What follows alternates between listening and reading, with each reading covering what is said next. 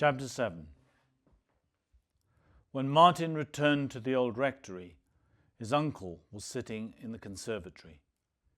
There was a blanket on his knees and a copy of the Daily Telegraph on the glass-topped table by his side. "Martin," he said, with a rather surprised look as his nephew entered. For a while, he even seemed pleased to see him.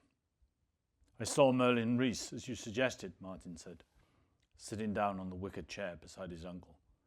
He was barely able to contain his annoyance. "And? Why didn't you tell me about it?" "Which part of it?" Uncle Paul looked old and frail, and Martin knew that statistically he could not have that long to live, and that he should go gently with him. At the same time, he was angry with his uncle for being so controlling and for withholding so much. "Why don't we start with the offer?" Uncle Paul raised his head, but didn't look at Martin directly. "I didn't like it." "Why not?" "It wasn't just about the money, Martin. Though at my age, money does become less important. But you made the decision for me." "Yes." "And you didn't think that amount of money might be important to me?" Uncle Paul looked out at the bay. A posse of gulls swooped and picked at something on the beach. "You take the money. What have you got left?" "I don't know," Martin said. "I haven't seen the place in years." "Then you ought to." Martin knew that his Uncle Paul was right. There were several things that he had been avoiding, and seeing Paul and visiting Place Wernlas were just two of those. It was as if part of him had functioned better in a kind of suspension.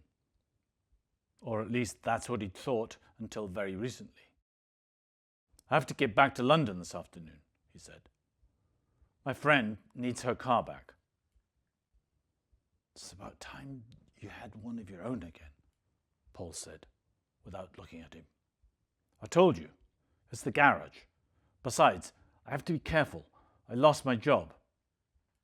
Martin still hadn't wanted to tell his uncle, but there was no avoiding it. "Tell Merlin Griffiths I'll authorize the release of some money from the trust.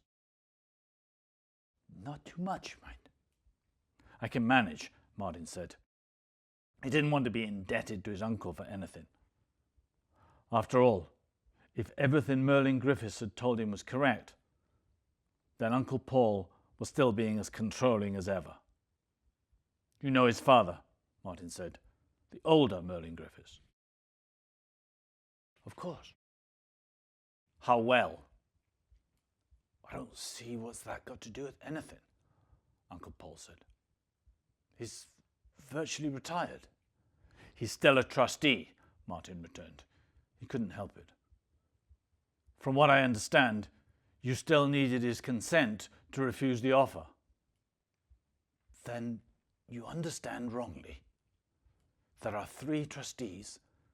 Consensus is best, but technically all that's required is a simple majority."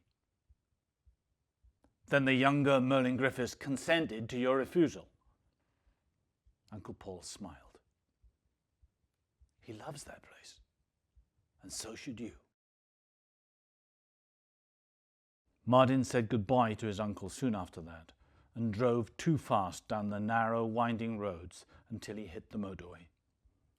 He turned the radio on and didn't care what he listened to all the way to London.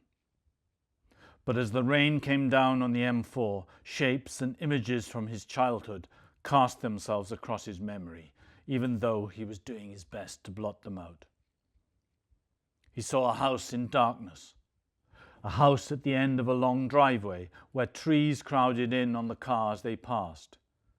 He was sitting in the back seat with a rug on his knees. He was cold. There was rain coming in through the leaking back window of the car. When they stopped and had to get out, he was reluctant. He didn't want to go back into the house again, but he didn't know why.